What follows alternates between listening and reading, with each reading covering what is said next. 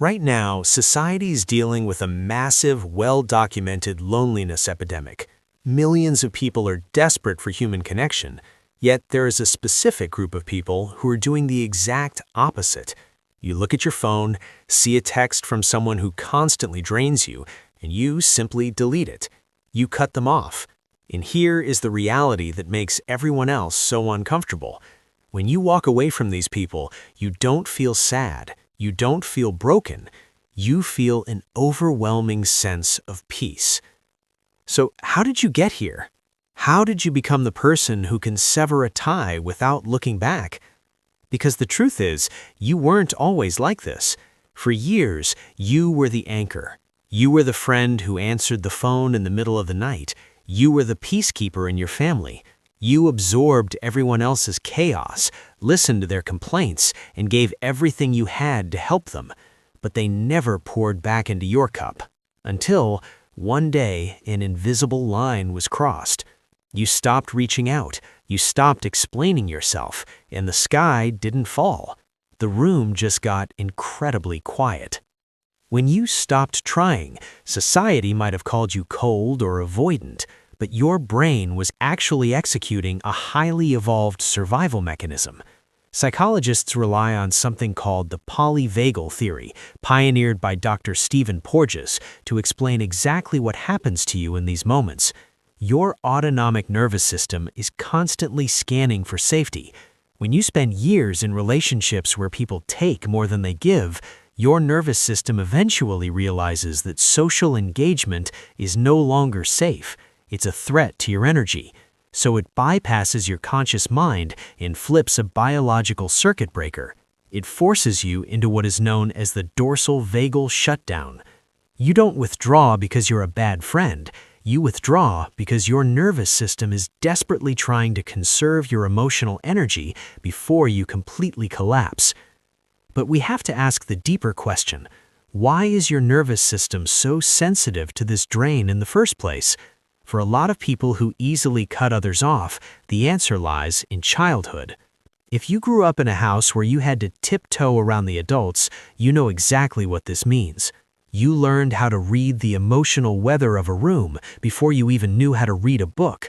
Renowned psychiatrist Dr. Murray Bowen coined the term emotional cutoff to describe this exact phenomenon. You learned at a very young age that emotional closeness was dangerous and chaotic. So you developed an incredibly thick skin. You learned that the only place you were truly safe was in your own solitude. That childhood blueprint is still operating inside you today. But there's a massive nuance here that most people completely miss. There's a difference between building a wall out of fear and building a fence out of self-respect. Medical statistics constantly warn us that chronic isolation is terrible for your physical health, increasing risks for heart disease and cognitive decline. But what those studies often leave out is that being surrounded by toxic, draining people will destroy your body just as fast. So how do you know if you're isolating out of fear or protecting yourself from wisdom? Look at the data your body gives you. If you cut someone off and you feel a deep physical relief, you aren't isolating, you are detoxing. You aren't building a wall to keep everyone out. You're building a boundary to decide exactly who deserves a seat at your table. And you're incredibly good at deciding who gets that seat. People who are quick to cut others off are often master pattern recognizers. Recent neurological studies show that individuals who grew up having to manage other people's emotions have highly active frontal lobes in threat detection centers. You're not paranoid, you just process social data faster than anyone else.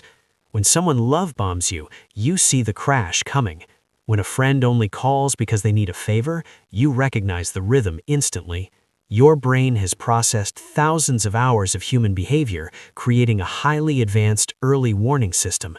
When that system tells you a person is going to drain you, you simply listen to it. You are not antisocial. You are just highly selective.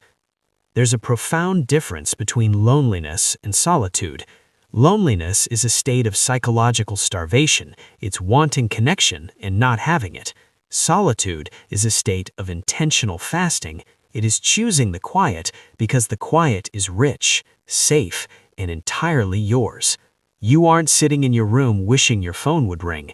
You are sitting in the quiet, finally able to breathe without managing someone else's crisis. People who don't understand your boundaries will accuse you of running away, but you know the reality. You're running toward a version of yourself that refuses to exist in chaos. That isn't isolation. That is a sanctuary. There's absolutely nothing wrong with you. You are not heartless. You are simply someone who learned the hard way that your peace is expensive, and not everyone can afford to be in your life. The Harvard Study of Adult Development, the longest-running study on human happiness in history, proved that it isn't the number of friends you have that determines your happiness.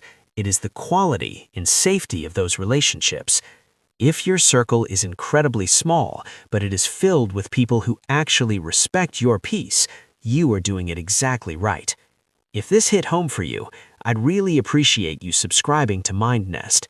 Let me know in the comments if you've ever felt that massive sense of relief after walking away. Protect your peace. I'll see you in the next one.